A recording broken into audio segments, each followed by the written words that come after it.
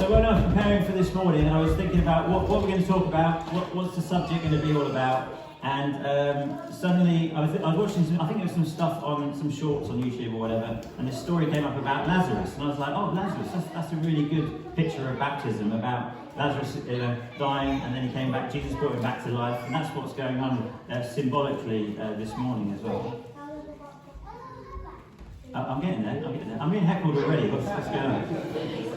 So anyway, so I had this thing about Lazarus in my head, and then Gabby sent a song to Gemma saying she'd like to have a song this morning, and guess what's in the song? Lazarus. It's called Back to Life, and it's about Lazarus. So I was like, wow, this is, God must be saying something. And then I was watching Doctor Who with my boys, and what episode of Doctor Who were we watching? The Lazarus Experiment. So sometimes you just can't get away from this stuff, and God makes it fairly obvious. So what we're going to do this morning is actually we're going to go through the story of Lazarus. Okay, we're going to walk through it in the Bible.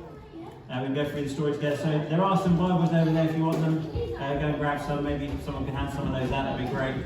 But in John 11, we're looking in. But we're going to do it in a bit of a kind of soap opera style, because when you read through the story of Lazarus, you could actually read it in a kind of a drama, soap opera drama kind of format.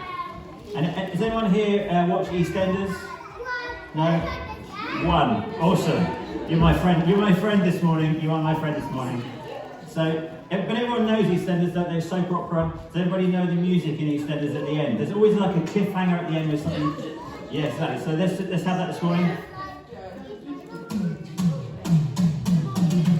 Okay, there we go. That's the music. We're probably going to need that a bit louder, I think, because it needs to have a bit more impact. But when you're watching EastEnders and then it gets to the end and then there's some cliffhanger that happens, something big happens at the end. So we're going to walk through the story of Lazarus in a little bit of a soap opera style. I am interpreting some of this story in my own style, so please bear that in mind. So the first title, it says the death of Lazarus. I mean, that could be a cliffhanger in itself. But it says, now a man named Lazarus was sick. He was from Bethany, the village of Mary and her sister Martha. This Mary, whose brother Lazarus now lay sick, was the same one who poured perfume on the Lord and wiped his feet with her hair. That's the story that comes later. We're not doing that story, but it's a great story. We can go into that some other time. So the sisters sent word to Jesus, the one you love is sick. Now when it says love here, it means phileo, which means a close friendship. So they had a really close friendship, Jesus and Lazarus. The one you love is sick. When he heard this, Jesus said, the sickness will not end in death. No, it is for God's glory, so that God's Son may be glorified through it. Now Jesus loved Martha and her sister and Lazarus. So when he heard that Lazarus was sick, what did he do? He stayed where he was for 2 more days. Does that sound like love? Does that sound like love to anybody? So what's he doing? Why is he waiting? Let's stay there for 2 more days. What would we do if someone we loved was sick? You know what? I'm just going to wait a couple of days and then I'll come and see you. No, we'd be there straight away, wouldn't we? But there's a plan and a purpose to this. There's things going on here. And then Jesus said to his disciples, let us go back to Judea. But Rabbi, they said, a short while ago the Jews there tried to stone you, and yet you are going back. Doesn't this sound dramatic? They were trying to kill him. When I say stone, they were throwing stones at him, they were trying to kill him. But he was saying, let's go back there. Why do you want to go back there? Just imagine the drama. Jesus answered, are there not 12 hours of daylight? Anyone who walks in the daytime will not stumble, for they see by this world's light. It is when a person walks at night they stumble, for they have no light. After he had said this, he went on to tell them, our friend Lazarus has fallen asleep, but I am going to wake him up. His disciples replied, Lord, if he sleeps, he will get better. Makes sense? Jesus had been speaking of his death though, but his disciples thought he meant natural sleep. So he told them plainly, Lazarus is dead.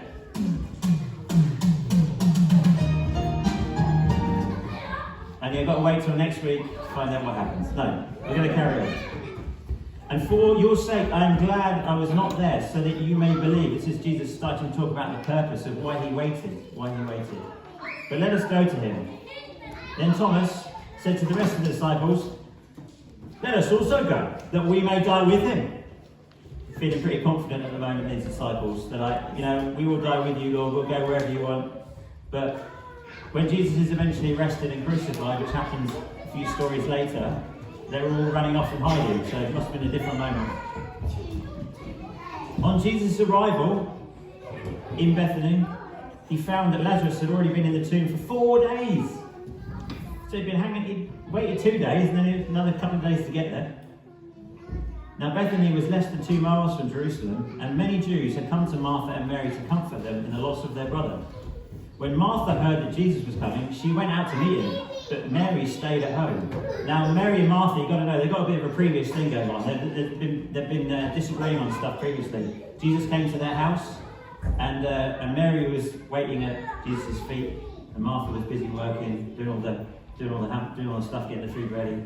And Mary was the one that got the plaudits at that time. So you could imagine here that Martha's like, Jesus is coming. I'm not going to tell Mary that Jesus is coming. I'm going to go out and meet him because I want to be the one who gets all the praise this time. I don't know if that happened, but that's what I imagine. Jesus, we lost my place. Here we go. Lord, Martha said to Jesus, if you had been here, my brother would not have died. You know, that's a bit of drama right there, isn't it? A bit of accusation going on. But then she says, but I know that even God will give you whatever you ask. Jesus said to her, your brother will rise again. I mean, there could have been another ending there, but I forgot to put one in, so let's move on. Martha answered, I know he will rise again in the resurrection at the last day. Jesus said to her, and this is the bit that Jesus is basically building up for. This is why he waited. He wanted everybody to know this bit. Jesus said to her, I am the resurrection and the life. The one who believes in me will live, even though they die. And whoever lives by believing in me will never die. Do you believe this? And that's a question for us this morning. Do you believe this? Because this is what we're here to celebrate this morning. I am the resurrection and the life. The one who believes in me will live, even though they die. And whoever lives by believing in me will never die. Do you believe this? Martha replies, yes, Lord. I believe that you are the Messiah, the Son of God, who is come into the world. That's what Gabby is saying this morning. After she had said this, she went back and called her sister Mary aside. So now she's decided, right, I'm going to go back and tell Mary now. Now that I've had my moment with Jesus, I've kind of had my big moment, I can go back and tell her. The teacher is here, she said, and is asking for you. When Mary heard this, she got up quickly and went to him. Imagine this kind of, maybe this prior thing kind of going on. She's like, oh, now you tell me. So she's quickly, right, I'm going to go and find Jesus. Now Jesus had not yet entered the village. Right, so he's waited 2 days. Then he took a couple of days to get there, and then he's hanging around outside the village. I mean, what kind of love is that? He'd not yet entered the village, but was still at the place where Martha had met him. So, I mean, he's just not in a hurry, really, is he? But if you think about it, if he'd have like rocked up straight away and kind of dealt with it straight away, people might, oh, well, he wasn't really dead, was he? You know, he wanted to make sure that he was definitely dead. So I'm talking a lot about death this morning. I hadn't really thought that through. But it gets better. It gets better. When the Jews who had been with Mary in the house comforting her noticed how quickly she got up and went out, they followed her, supposing she was going to the tomb to mourn there. When Mary reached the place where Jesus was and saw him, she fell at his feet and said, Lord, if you had been here, my brother would not have died. So there's another kind of, you just imagine that kind of moment, like this accusation, you know. If you'd have been here, my brother would not have died. That's the EastEnders version, isn't it? Right. When Jesus saw her, it goes on though, it gets better. You always think it's always get better. When Jesus saw her weeping and the Jews who had come along with her also weeping, he was deeply moved in spirit and troubled. Where have you laid him, he asked. Come and see, Lord, they replied. And then the fantastic verse in the Bible, Jesus wept. Shows how much compassion he had, how much love he had for Lazarus. And the Jews said, see how he loved him.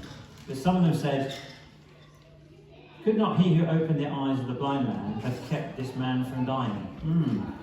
You just imagine the discussion in the square. Why didn't he just come and, sort it out before he died? When he's healed people have been sick and he's sorted it out. Why couldn't he have come and done that before he was dead? But then, as we read about before, Jesus is trying to show everybody that he has the power over life and death. Jesus, once more deeply moved, came to the tomb. It was a cave with a stone laid across the entrance. Take away the stone. Sorry, I didn't do that very well. Let's try that again. Jesus, once more deeply moved, came to the tomb. There was a cave with a stone laid across the entrance. Take away the stone! That was much better. Yeah, thank you.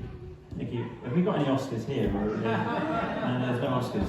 Anyone called Oscar? No? Yeah? No? Maybe. Oh, there is an Oscar. Of course. Yes. Child Oscar. But Lord, said Martha, the sister, keeps explaining who Martha is, but sister of the dead man, by this time there is a bad odour, for he has been there 4 days. Then Jesus said, did I not tell you that if you believe, you will see the glory of God? So they took away the stone. Then Jesus looked up and said, Father, I thank you that you have heard me. I knew that you always hear me. But I said this for the benefit of the people standing here, that they may believe that you sent me. Then when he had said this, Jesus called in a loud voice, Lazarus, come out! A short version, that one.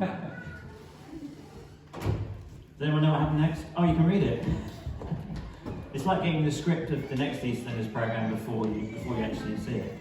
The dead man came out, his hands and feet wrapped with strips of linen and a cloth around his face. Jesus said to them, take off the grave clothes and let him go. What an awesome story.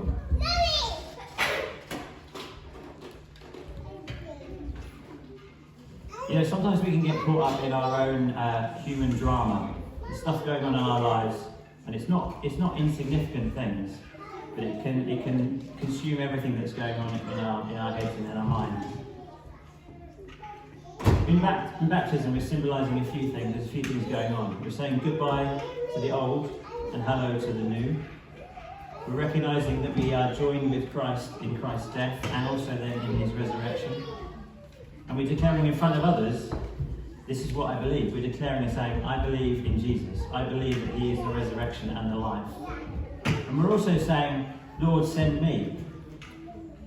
But sometimes that might be a bit inconvenient. You know, God might call us into things that aren't necessarily part of our plan. I mean, if you think about Lazarus, now again, this is me suggesting this is not in the Bible. But you imagine Lazarus, right? He's dead. He's been dead for 4 days.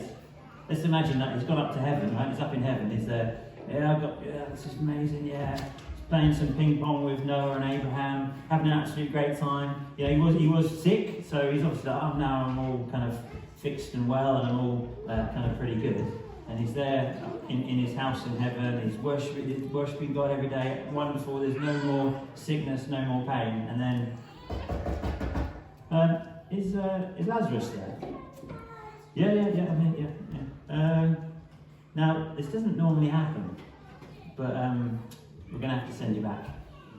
You know, because obviously Jesus is brought him back to life, so I'm not saying this is how it was, but you imagine how he's like, oh, I've just been there, I've died already. You want me to go back? And then what happens later on in the story is that actually, because he's raised from the dead, loads of Jews all want to come and see him. They want to come and see this man that was raised from the dead. And then the religious leaders of the time, who are actually looking to get rid of Jesus, they say, well, let's get rid of Lazarus as well. So Lazarus has come back to life, and then everyone's talking about trying to kill him again. So it's just absolutely, you know, it's an inconvenient moment, isn't it?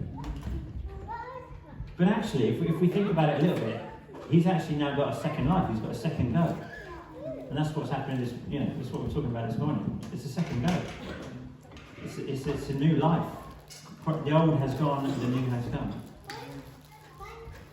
But it doesn't mean that everything's all just suddenly like easy and sorted. Lazarus came back and then people want to get rid of him again. You know, so there's going to be difficult challenges. But the good news is that God is with us in every step of our journey. Everything that we're going through, God is with us. But our second lives, God will make them more significant than our first. Not because the first doesn't mean anything. The first is very important. Because he's going to take those first things and he's going to bring them into his plan. And it's the people that we walk alongside, it's the people that you walk alongside, that you share your experiences with. God is going to use those and turn them for good. And that's what happened to Lazarus. His coming back to life showed everybody that Jesus had control over the resurrection and life. Therefore, when it happened for Jesus, they were like, well, that's what he said he was going to do. We've seen him do it. We know he can do it. We believe in it. And this is the message for all of us. Spend time in God's presence, in worship, reading the Bible. But do not fear, because God's got your back. And let's take those second life steps. Those of us that have been baptized and been Christians for a while, let's take those second life steps. Let's not see things that God is asking us to do as inconvenient, but let's actually go for it. Let's go for it. It's our second life. Take off those grave clothes. We don't need to wear them anymore. Let go of our old ways of thinking. We are new creations, no more in condemnation. We are alive in Christ Jesus. Now go! There we go, a bit of delayed action.